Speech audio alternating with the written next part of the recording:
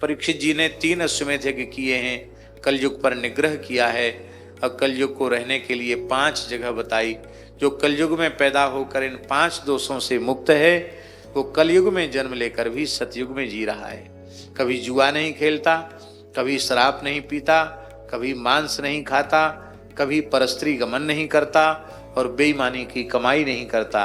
ये 5 दोष जिसमें नहीं है वो कलयुग में पैदा होकर भी सतयुग में है। उसके भजन में साधन में कोई बाधा नहीं। महाभारत युद्ध के अंत में दुर्योधन भीमसेन का गदा युद्ध हुआ, पांडवों की विजय हुई, कौरवों की पराजय हुई। अश्वत्थामा ने द्रौपदी के 5 पुत्रों को सोते हुए उनका वध कर दिया और द्रौपदी कुरुरी की तरह विलाप करने लगी। भगवान की कृपा से अर्जुन ने अश्वत्थामा को बांध लिया और द्रौपदी के चरणों में उपस्थित किया। किंतु द्रौपदी ने उस समय जो बात कही वो धर्म का प्राण थी। द्रौपदी ने कहा, मुच्यता मुच्यता मेष ब्राह्मणो नितरांगुरु, ये ब्राह्मण इसको छोड़ दो, ये तो स्वाभाविक सबका गुरु है। और केवल ब्राह्मण और गुरु नहीं, स एष भगवान द्रोणः प्रजारूपेण वर्तते, ये साक्षात गुरु द्रोणाचार्य जिनकी कृपा से आपको शस्त्र और शास्त्र का बोध हुआ है, उन गुरु द्रोणाचार्य के पुत्र हैं। और आत्मा वही जायते पुत्र इति वेदानुशासनम। आप इसका वध कर देंगे तो ब्रह्म हत्या लगेगी, गुरु हत्या लगेगी और इसकी माता ब्राह्मणी रुदन करेगी। इसके मरने से मेरे पुत्र तो जीवित नहीं हो जाएंगे, इसकी मां न रोवे, ये मैं चाहती हूं। देखो महाराज जी कहते थे साधुता क्या है, दूसरे के दुख का अनुभव करना, यही पर दुख कातरता, पर दुख कातरता ही सज्जनता है। अपने दुख का अपने सुख का विचार तो सब करते हैं, पर दूसरे के दुख का विचार करने वाले संत होते हैं।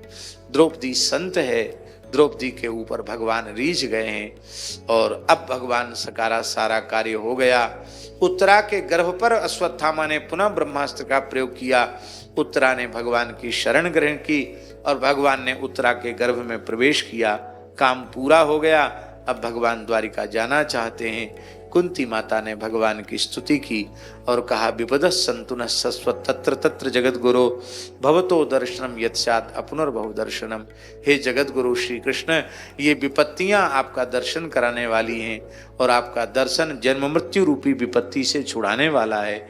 इसलिए हमें संपत्ति नहीं चाहिए, हमें तो आपका दर्शन चाहिए। भगवान पितामह भीष्म के पास युधिष्ठिर को लेकर के गए हैं। भीष्म जी ने दान धर्म, राज धर्म, मोक्ष धर्म, स्त्री धर्म, भगवत धर्म समास व्यास क्रम से बताए हैं और अंत में भगवान का स्तवन करते हुए और रास का चिंतन करते हुए श्री भीष्म जी ने अपने देह का विसर्जन किया है। भगवान के स्वधाम गमन का समाचार सुनकर के पांडवों ने महाप्रस्थान किया है, परीक्षित को राजगद्दी पर बिठाया है। परीक्षित जी ने 3 अश्वमेध यज्ञ किए हैं, कलयुग पर निग्रह किया है और कलयुग को रहने के लिए 5 जगह बताई। जो कलयुग में पैदा होकर इन 5 दोषों से मुक्त है वो कलयुग में जन्म लेकर भी सतयुग में जी रहा है। कभी जुआ नहीं खेलता, कभी शराब नहीं पीता, कभी मांस नहीं खाता, कभी परस्त्री गमन नहीं करता और बेईमानी की कमाई नहीं करता। ये 5 दोष जिसमें नहीं है वो कलयुग में पैदा होकर भी सतयुग में है। उसके भजन में साधन में कोई बाधा नहीं। श्रृंगी के शाप के बहाने से कि तक्षक 7वें दिन डस लेगा, परीक्षित सब कुछ त्याग कर अनशन व्रत लेकर गंगा जी के तट पर बैठ गए। संपूर्ण भूमंडल के ऋषि मुनि महात्मा आ गए और अंत में परमहंस चक्र चूड़ामणि आचार्य महामुनिंद्र भगवान श्री सुखदेव जी पधारे। कितने सुंदर हैं सुखदेव जी, हम वर्णन नहीं कर सकते। अब इतना ही समझ लो कि साक्षात श्री कृष्ण कितने सुंदर हैं और वो नित्य किशोर श्री कृष्ण अपनी मुकुट पोशाक सब विसर्जन कर दें, थोड़ा ब्रजरस शरीर में लपेट लें और एक उन्मुक्त परमहंस की तरह वे आ जाएं तो कैसे लगेंगे? ऐसे लगता मानो साक्षात श्री कृष्ण ही परमहंस आश्रम को कृतार्थ करने के लिए श्री सुखदेव जी के रूप में पधारे हैं। सबने उठ करके सुखदेव जी का आदर किया। सुखदेव जी का राजर्षि परीक्षित ने पूजन किया और पूछा मरने वाले को क्या करना चाहिए। बोले मरने वाले को 3 ही काम करना चाहिए, भगवान की कथा सुने, भगवान के नामों का कीर्तन करे, भगवान का चलते फिरते उठते बैठते स्मरण करे, श्रोतव्य कीर्तितव्यश्च स्मर्तव्यश्च इच्छता भयम। और किसी साधन के पथ का आश्रय आप लीजिए। अंतिम बात यही है, एतावान सांख्य योगाभ्याम स्वधर्म परिनिष्ठया जन्म लाभ परः पुंसाम अंते नारायण स्मृति। अंत में भगवान की याद आ जाए। ये सृष्टि भगवान का ही स्वरूप है, यह जान करके विराट सृष्टि कैसे उत्पन्न हुई परीक्षित ने प्रश्न किया और श्री ब्रह्मा जी और नारद जी के संवाद के रूप में सृष्टि के उपक्रम का वर्णन किया। कैसे ब्रह्मा जी को भगवान ने चतुश्लोकी भागवत का उपदेश किया। अहमेवास्मेवाग्रे नान्यत्यत सत्पत सदसत परम पश्चादहम यदे तच्च यो शिष्येत सोस्म्यहम रतेर्थम यत् प्रतीयेत न प्रतीयेत चात्मनि तद विद्यादात्मनो मायम यथा भासो यथा तमा यथा महांति भूतानि भूतेषु च वचेष्वनु प्रविष्टान्य प्रविष्टानि तथा तेषु तेष्वहम एतावदेव जिज्ञास्यम तत्व जिज्ञासुनात्मनः अन्वय व्यतिरेकाभ्यम यत्सात् सर्वत्र सर्वदा एतन मतम समातिष्ठो परमेण समाधिना भवान कल्प विकल्पेषु न विमुह्यति करहिचित। कितना अद्भुत व्याख्यान है भगवान का।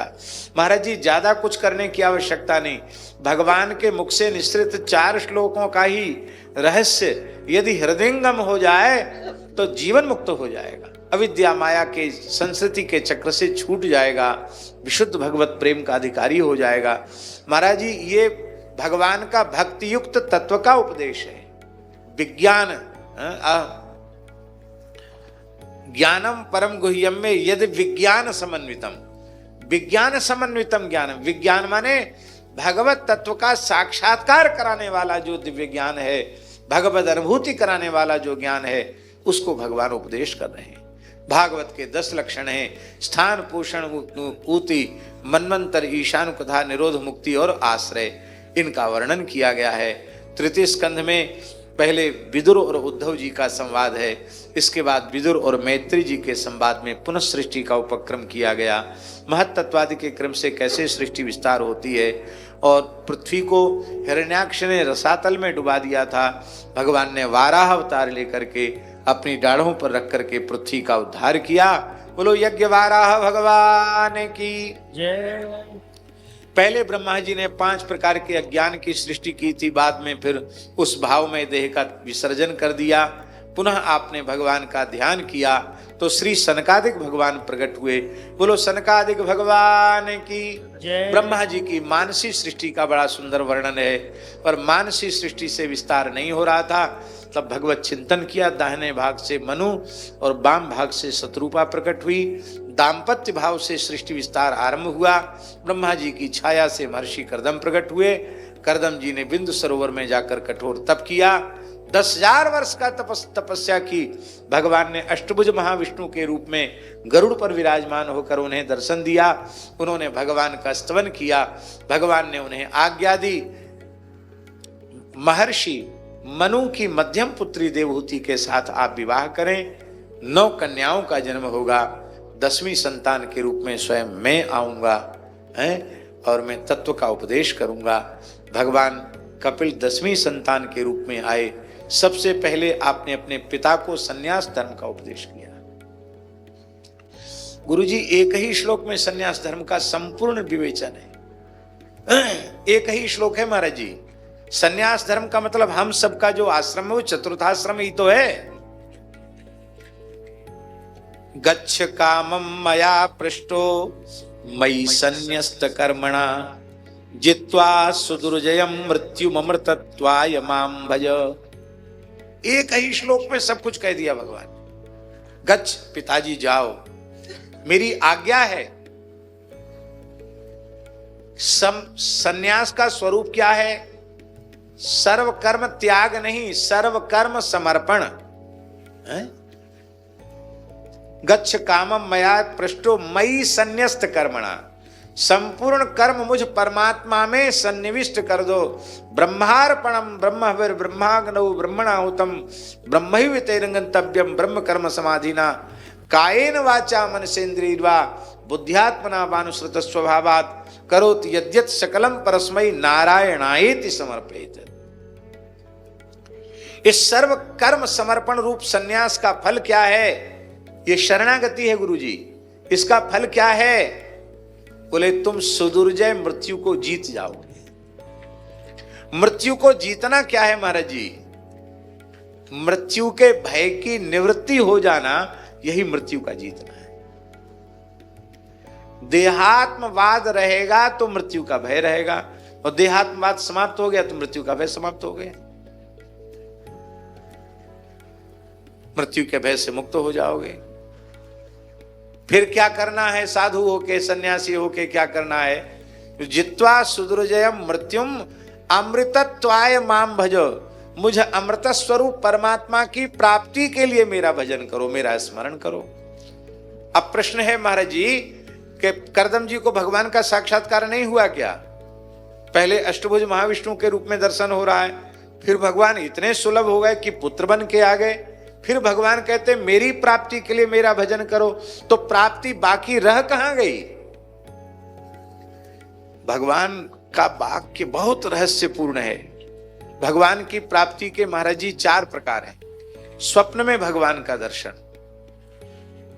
स्वप्न को लोग मिथ्या कहते हैं, ठीक है, स्वप्न मिथ्या है, पर जिन सच्चिदानंद भगवान की अनुभूति स्वप्न में हो रही है वो क्या मिथ्या है?